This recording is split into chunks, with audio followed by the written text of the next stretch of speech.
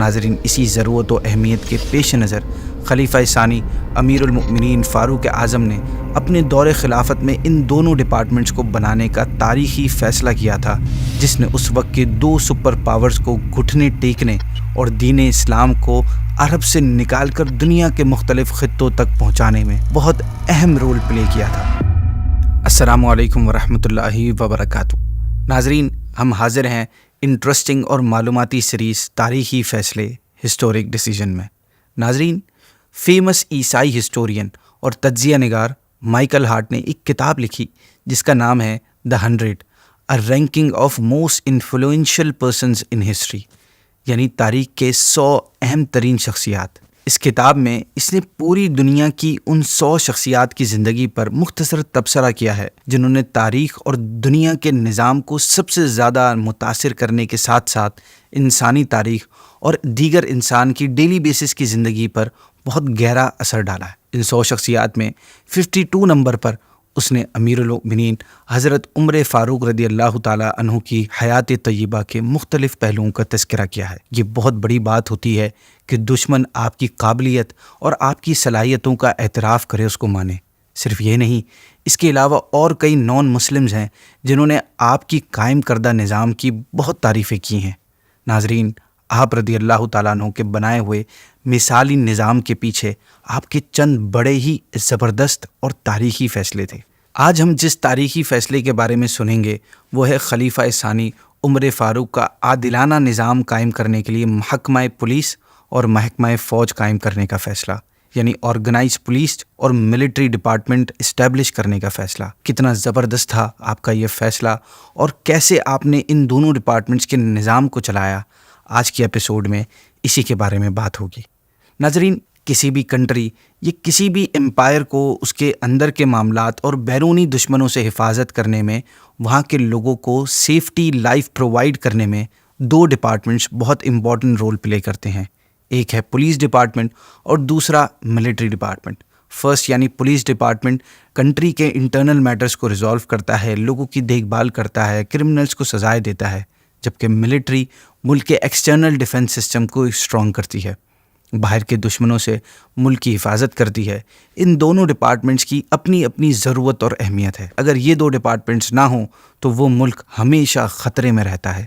ناظرین، اسی ضرورت و اہمیت کے پیش نظر خلیفہ ثانی امیر المؤمنین فاروق اعظم نے اپنے دور خلافت میں ان دونوں ڈپارٹمنٹس کو بنانے کا تاریخی فیصلہ کیا تھا، جس نے اس وقت کے دو سپر پاورز کو گھٹنے ٹیکنے اور دین اسلام کو عرب سے نکال کر دنیا کے مختلف خطوں تک پہنچانے میں بہت اہم رول پلے کیا تھا۔ آپ نے اپنے دور خلافت میں ایک مکمل آرگنائز پولیس ڈپارٹمنٹ قائم فرمایا تھا، جس کے سب سے بڑے افسر آپ خود ہی تھے۔ مختلف کیسز جیسے چوری، ڈکیتی، زنا وغیرہ جو ہوتے ہیں، اس کے تمام معاملات اسی ڈپارٹمنٹ کے ہینڈ اوور ہی تھے، جس کی نگرانی آپ خود فرمایا کرتے۔ لوگوں کے معاملات پر نظر رکھنے کے لیے آپ نے مختلف آفیسرز کو بھی مقرر کر رکھا تھا۔ آپ نے کرمنلز کو سزا دینے کے لیے جیل خانے بھی بنوائے تھے، جن میں مختلف جرائم پیشہ لوگوں کو قید کیا جاتا تھا۔ ناظرین، یہ جیل خانے کسی بھی ڈسپلنری ایکشن کے لیے استعمال ہوتے تھے۔ یہ تو بات تھی پولیس ڈپارٹمنٹ کی۔ اب آپ کے بنائے گئے ملٹری ڈپارٹمنٹ کی بات کرتے ہیں، جو کہ بڑا ہی ایک شاندار نظام تھا۔ آپ کے دور خلافت سے پہلے جو بڑی بڑی عظیم سلطنتیں گزر چکی تھیں، ان میں بھی ملٹری ڈپارٹمنٹس موجود تھے، لیکن وہ ایک نان آرگنائز اور ملٹری رولز کے اگینسٹ تھے، جبکہ آپ نے جو ڈپارٹمنٹ بنایا تھا وہ قرآن و سنت کے عین مطابق ہونے کے ساتھ ساتھ اخلاقی اور شرعی تقاضوں کے بھی مطابق تھا۔ آپ نے بذات خود اس کے ہر معاملے میں شامل ہو کر اس کو آرگنائز وے میں بنایا تھا۔ آپ کے دور میں آرمی کی دو قسمیں تھیں، ایک تو وہ جو ہر وقت دشمنوں کے اگینسٹ فرنٹ پر رہتی، جبکہ دوسرے سولجرز وہ تھے جنہیں مختلف علاقوں میں بھیجنے کے بجائے آپ نے مدینہ منورہ میں ٹھہرایا ہوا تھا۔ ان کو صرف اسی وقت بلایا جاتا جب ان کی نیڈ ہوتی۔ ناظرین، اب ان تمام فوجیوں کی بھی دو قسمیں تھیں، ایک کامن سولجرز تھے اور دوسرے کمانڈرز، جن میں بڑے بڑے اکابرین صحابہ کرام موجود تھے۔ ناظرین، ان میں اکثر مدینہ منورہ میں ہی رہا کرتے۔ ان کو فاروق اعظم خاص کام کے لیے ہی یاد فرمایا کرتے، کیونکہ یہ وہ عظیم تجربے کار صحابہ کرام تھے جو نبی پاک صلی اللہ تعالیٰ علیہ وسلم کے ساتھ جہاد کی شہادت حاصل کر چکے تھے۔ انہوں نے نبی پاک کی ذات مبارکہ سے بلا واسطہ فیض حاصل کیا تھا۔ یہ وہ حضرات تھے جو نظام کو قائم فرمانے والے تھے، جبکہ دیگر فوجی نظام کو قائم کرنے کے لیے راہیں ہموار کرنے والے تھے۔ ناظرین، آپ کے دور میں سولجرز کی ڈیٹیلز کے حوالے سے بھی ایک رجسٹر بنایا گیا تھا۔ حضرت ابو ہریرہ رضی اللہ تعالیٰ عنہ جب بحرین سے کثیر مال و غنیمت لے کر حاضر ہوئے تھے تو فاروق اعظم نے اس وقت مشاورت کے بعد ایک رجسٹر بنانے کا حکم دیا تھا۔ اس رجسٹر میں تمام فوجی اور دیگر لوگوں کا ریکارڈ تفصیل کے ساتھ لکھا جاتا تھا۔ آپ کے دور میں مفتوحہ علاقے جو فتح ہو گئے، ان میں فوج کا ایک مخصوص حصہ بنایا گیا تھا جو وہاں کے انتظامات سنبھالتا تھا۔ آپ نے تمام مفتوحہ علاقوں کے شہروں میں ملٹری کینٹس بھی بنوائے تھے۔ جن علاقوں میں آپ نے ملٹری کینٹس یعنی فوجیوں کی جو چھاونیاں بنوائی تھیں، ان میں فوجیوں کے لیے رہائش کا بھی انتظام فرمایا تھا، جنہیں آج کل کے دور میں بیرکس کہا جاتا ہے۔ فوجیوں کے گھوڑوں کے لیے آپ نے ایسے اسٹیبلز بنوائے تھے جن میں ہر وقت کم از کم 4000 گھوڑے ساز و سامان اور پوری تیاری کے ساتھ ہر وقت ریڈی رہتے تھے۔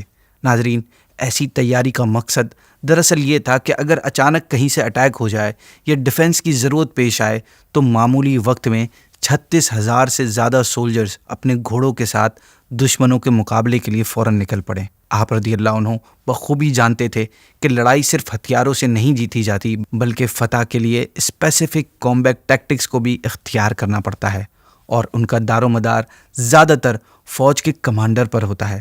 اگر فوج کا کمانڈر جنگی چالوں، جنگی ٹیکٹکس کا ماہر ہوگا تو وہ تھوڑی سی فوج کے ساتھ بھی ایک بڑی فوج سے بہتر طریقے سے فائٹ کر سکتا ہے۔ اسی وجہ سے آپ صرف انہی اصحاب کو سپاہی سالار بنایا کرتے جو اس حوالے سے مہارت رکھتے تھے۔ آپ اس بات سے بخوبی واقف تھے کہ جب ایک شخص ہر وقت دشمنوں کے خلاف اسلام کو بچانے میں مصروف رہے گا تو وہ اپنی ضرورتوں کو کیسے پورا کرے گا۔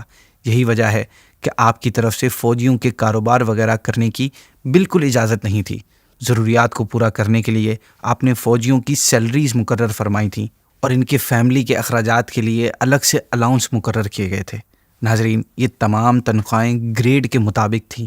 اسلامی فوجوں کے لیے تنخواہوں کے علاوہ دیگر ضروریات کا سامان بھی پرووائڈ کیا جاتا۔ اگر کوئی سپاہی ایسا ہوتا جس کی سیلری کم ہوتی یا اس کا گریڈ کم ہوتا تو اس کو حکومت کی طرف سے ایک گھوڑا دے دیا جاتا۔ خاص اس غرض سے دارالخلافہ میں 4000 گھوڑے ہر وقت موجود رہتے۔ اسلامی لشکر کی عمومی تنخواہوں کے علاوہ ان کی تنخواہوں کو وقتاً فوقتاً ان میں اضافہ بھی کیا جاتا رہتا۔ ناظرین، دراصل فوجیوں کی تنخواہیں جو تھیں اس وقت، اس کی بنیاد مال غنیمت تھا۔ جب مال غنیمت میں اضافہ ہوتا تو فوجیوں کی تنخواہ میں بھی اضافہ ہو جاتا۔ آپ کے دور میں ایک مرتبہ اتنا مال غنیمت آیا کہ اس میں سے ہر سوار کو 9 ہزار درہم ملے اور اس کے ساتھ ساتھ 9 جانور بھی ملے۔ سیلریز کے علاوہ اگر کسی سولجر میں کوئی ایکسٹرا ایبلٹی ہوتی تو اسے الگ سے انعام و اکرام سے بھی نوازا جاتا۔ لیکن آپ کی نظر اس بات پر بھی تھی کہ کہیں مال کی زیادتی ان فوجیوں کو غافل نہ کر دے، لہٰذا آپ کثرت مال کے فتنے سے حفاظت کے لیے ان فوجیوں کی تربیت بھی فرمایا کرتے۔ ایک مرتبہ آپ نے مال کو دیکھ کر رونے کی وجہ بتاتے ہوئے ارشاد فرمایا کہ خدا کی قسم، مجھے اس بات پر رونا آیا ہے کہ اللہ پاک جس کو یہ مال عطا فرماتا ہے تو ان میں بغض و حسد پیدا ہو جاتا ہے، اور جب ان میں یہ برائیاں پیدا ہو جائیں تو ان میں خانہ جنگی شروع ہو جاتی ہے۔ اس کے بعد آپ نے سارا مال تقسیم فرما دیا۔ ناظرین، آپ فوجیوں کی ہیلتھ کے حوالے سے بھی بڑے اقدامات کیا کرتے۔ سردی گرمی کے لحاظ سے جنگ کی لوکیشن اسپیسیفک کر دی گئی تھی۔ جو ٹھنڈے علاقے ہوتے ان میں گرمیوں میں اور گرم علاقوں میں سرد موسم میں فوجی بھیجے جاتے تاکہ سولجرز کی صحت پر اثر نہ پڑے زیادہ۔ پہلے آپ رضی اللہ تعالیٰ عنہ کی طرف سے کامنلی 6 مہینے بعد اور بعض فوجیوں کی ایک سال بعد لیو ملا کرتی تھی۔ ایک مرتبہ ایک سولجر کی بیوی اپنے شوہر کے غم میں رات کے وقت اشعار پڑھ رہی تھی، جسے آپ رضی اللہ تعالیٰ عنہ نے سن لیا۔ وجہ یہ معلوم ہوئی کہ وہ اپنے شوہر سے دور ہے۔ اس کے بعد آپ نے یہ آرڈر جاری فرما دیا کہ کوئی بھی فوجی 4 مہینے سے زیادہ گھر سے دور نہ رہے۔ ناظرین، فاروق اعظم کے ان فیصلوں سے مسلمانوں کو بہت طاقت ملی۔ دشمنوں کے دل میں مسلمانوں کا خوف بیٹھ گیا۔ اسلامی سرحدوں کو بڑھانا مسلمانوں کے لیے آسان ہو گیا۔ ناظرین، یہ جو میں بات کر رہا ہوں یہ اس وقت کی ہے جب آرگنائز ملٹری نہیں ہوتی تھی۔ اس وقت ہمارے امیر المؤمنین فاروق اعظم رضی اللہ تعالیٰ عنہ نے ایک آرگنائز ملٹری اور پولیس بنائی، تبھی ہمارے لیے اور آج تک وہی نظام چلتا آ رہا ہے۔ ناظرین، اسی کے ساتھ ہم آج کی ایپیسوڈ کو اینڈ کرتے ہیں اور دعا کرتے ہیں کہ اللہ پاک ہمیں فاروق اعظم کی فراست اور ان کی جو نظر تھی اس کا کچھ حصہ ہمیں بھی عطا فرمائے. آمین. السلام علیکم ورحمۃ اللہ وبرکاتہ.